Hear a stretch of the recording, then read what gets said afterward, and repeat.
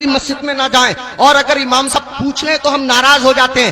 امام صاحب پوچھ لیں بھائی فجر میں نہیں آئے کہاں تھے، تو ہم ناراض ہوتے ہیں، امام نے میری بے عزتی کر دی، 4 لوگوں کے بیچ رسوا کر دیا۔ امام صاحب اگر ایک ٹائم نہ رہیں تو ایسے لوگ جو جمعے کی جمعے جاتے ہیں وہ ہنگامہ مچا دیتے ہیں۔ امام کے بچے نہیں ہیں، امام کی رشتہ داری نہیں ہے، امام کی سسرال نہیں ہے، امام کی ددھیال نہیں ہے، امام کی ننیحال نہیں ہے، امام کا کون نہیں ہے، امام کے چچا بھی ہیں، امام کے تاؤ بھی ہیں، امام میرے تمہارے طرح آدمی ہے۔ مجھے بتاؤ کہیں کوئی مر جائے گا تو امام کو جانا پڑے گا یا نہیں جانا پڑے گا؟ کہیں کوئی پیدا ہوگا تو امام کو جانا پڑے گا یا نہیں جانا پڑے گا؟ کہیں کسی کو تکلیف ہے، کہیں کسی کی طبیعت اچھی ہے، کہیں کسی کی خراب ہے، 1000 ذمہ داری امام کے ساتھ ہوتی ہیں۔ اگر 1-2 دن امام غیر حاضر رہ جائے تو لوگ بے وجہ اس کا حساب کرنے پہ تل جاتے ہیں اور پھر امام کے پیچھے ہاتھ دھو کے پڑ جاتے ہیں۔ ہونا یہ چاہیے 2 امام ہونے چاہیے مسجد میں، ایک امام ہونا چاہیے، ایک نائب امام ہونا چاہیے۔ امام صاحب اگر کام سے چلے جائیں تو نائب امام ان کا کام انجام دے سکے۔ اماموں کی تنخواہ بڑھاؤ، اب ایک دم تو بڑھا نہیں سکتے، میں ایک ترکیب بتاتا ہوں اور پھر حضرت مفتی صاحب کو آواز دیتا ہوں۔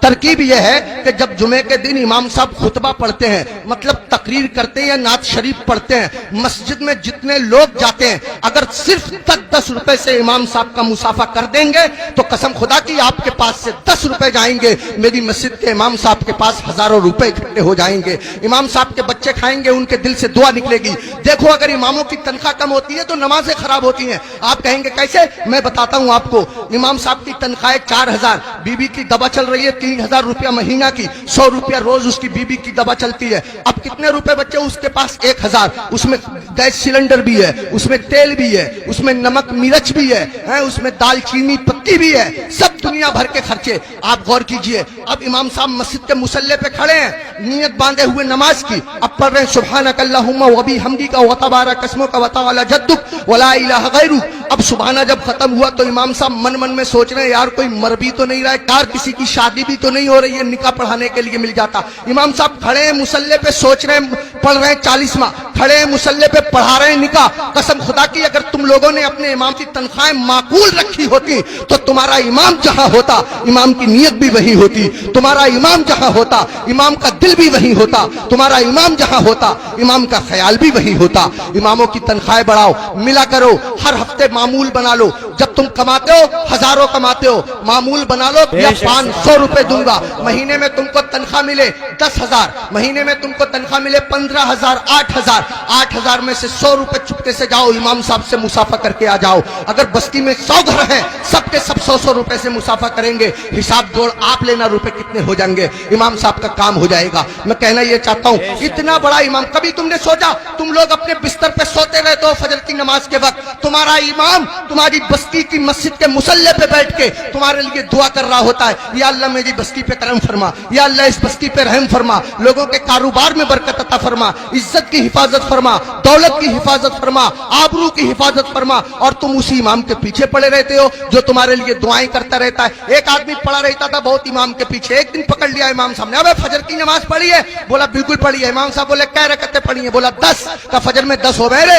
کہہ رہا چلو 15 مان لو۔ امام صاحب بولے 15 ہوتی ہیں فجر میں؟ کہہ رہا چلو 20 مان لو۔ امام صاحب بولے پٹ جائے گا، دماغ خراب مت کر۔ منہ لٹکایا ہوا گھر گیا، بیوی بولی کیسے منہ لٹکائے پھر رہے ہو؟ کہنے لگا رے امام صاحب نے پکڑ لیا، بولے فجر پڑھی ہے؟ میں نے پڑھی ہے۔ انہوں نے رکعتیں پوچھ لی، میں نے 10 بتائیں، 15 بتائیں، 20 بتائیں، 25 تک پہنچ گیا، مگر اتنا ہے کڑے امام ہے وہ بھی مانے ہی نہیں۔ تو بیوی کہہ رہی ہے تم بھی تو پاگلوں جیسی باتیں کرو، 4 بتا دیتے 4۔ تو کہہ رہا تو سچ میں ہی پٹوانے والے کام کر رہی ہے۔ جو امام ضدی امام 25 میں نہ مانا وہ 4 میں کیسے مان جائے گا؟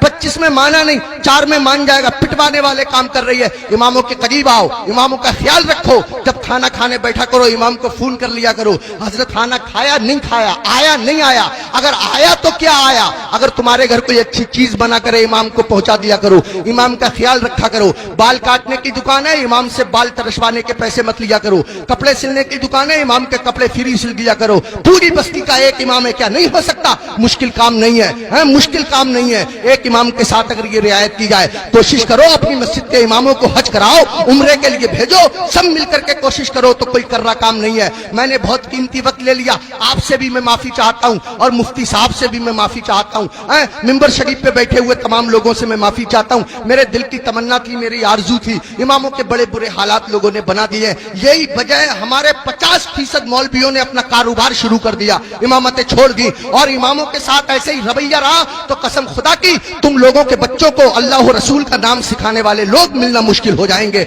ऐसी हालतें पैदा हो जाएंगी। इमामों की कदर करो, इन लोगों से दीन जिंदा है, इन लोगों से इस्लाम जिंदा है, इन लोगों से हमारा मजहब जिंदा है। शायरों के कदमों पे 1-1 हजार, 2-2 हजार, 20-20 हजार, हमारी जमात में ऐसे ऐसे शायर भी हैं जो 2-2 नाते पढ़ने के 1-1 लाख लेते हैं। तकरीर करने वाले लोग ऐसे भी हैं जो 2.5-2.5 लाख लेते हैं। उनको एयर कंडीशन रूम चाहिए, किसी आम आदमी के मकान में ठहरेंगे नहीं, 5 स्टार होटल उनको कियाम करने के लिए चाहिए। हमारी कौम सब कुछ बर्दाश्त करती है, लेकिन जब निकाह का नंबर आता है और इमाम साहब कह रहे हैं 3,000 लूंगा, तो पूछे कौन सी किताब में लिखा हुआ है भाई 3,000 ही लोगे, इससे कम नहीं लोगे? और वो 3,000 में से भी 500 रुपए ले लेते हैं मस्जिद के लिए, 1,000 रुपए मस्जिद के लिए। शरीयत का मसला यह है, निकाह पढ़ाने में जितने पैसे मिलते हैं वो सबके सब इमाम निकाह पढ़ाने वाले के होते हैं। अगर जबरन उससे मस्जिद के लिए पैसे लिए जाएंगे तो लेने वाले लोग मैदान महशर में उसका कर्जा देने के लिए तैयार रहे। इमाम के साथ वो ज्यादती जो लोग कर रहे हैं, इमाम के नाम से उगाते हैं ईद में लोग पैसे, 40,000 50,000 इमाम साहब को दे दिए, 7,000 8,000 बाकी बचा लिए। अरे इमाम के नाम से उगाया, इमाम को दो, मस्जिद में और काम है, उसके नाम से कमाओ, उगाओ, इकट्ठे करो और मस्जिद में लगाओ। बहरहाल अल्लाह ताला माफ फरमाए, कोई भी शाखे तमन्ना हरी नहीं होगी, तेरे बगैर बसर जिंदगी नहीं होगी। जो दूसरों को अंधेरे में देखना चाहे उसी के घर में कभी रोशनी नहीं होगी। मैं ये नहीं कहता कि नात पढ़ने वालों को मत दो, मैं ये नहीं कहता कि तकरीर करने वालों को मत दो। अगर इनको देना बंद कर दोगे तो हम लोगों के बच्चे कैसे पलेंगे? मैं कहता हूं इनको भी दो, मगर इनके साथ साथ अपने इमाम का भी ख्याल रखो। ये वो इमाम है जो तुम्हारे बाप का निकाह पढ़ाता है, तब आदमी जायज तरीके से पैदा होता है। अगर इसने बाप का निकाह ना पढ़ाया होता तो आदमी दुनिया में पैदा होने के बाद किसी को मुंह दिखाने के काबिल न रहता। आज मैं इज्जत से खड़ा हुआ हूं, ये मेरे मस्जिद के इमाम साहब की बदौलत है, उन्होंने मेरे बाप का निकाह पढ़ा दिया था।